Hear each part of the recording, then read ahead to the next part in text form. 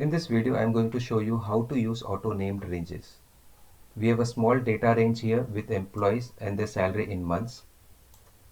If we have to find the salary of an employee, say Chris, for the month of April, I'll have to use some sort of formula like VLOOKUP or some other formula. But suppose the data is huge and you have thousands of records. Still, you can find the salary of an employee very easily using auto-named range. Let's see how auto-named range works. So we'll select the data range,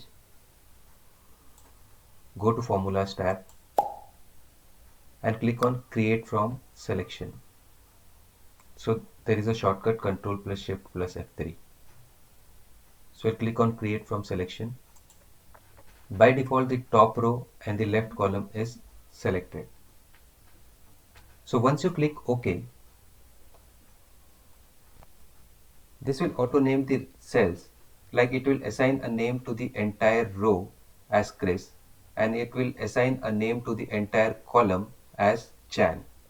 So we'll click OK. Now if you select the cells in the row, you will see that these cells have been named as Chris. And if you select the cells in the column, you will see that the columns have been named as Jan. Now here is the magic. I want to search Lula. So I'll just type equal to, you can type anywhere in this shade. So I'll type equal to Lula. So that is the name range. Give a space and say I want to search the salary for the month of April. So I'll type April. So because of that space, it is going to fetch the intersecting value. Now if you press enter, you will get the salary of Lula for the month of April. So that is the value, that is the salary you can see for the month of April.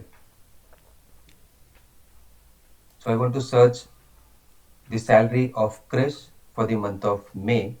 So I'll type equal to Chris, that is the name range, give a space and I'll type May, that is again the name range. And if I press enter, I'll get the salary of Chris for the month of May. So that is how the name range works.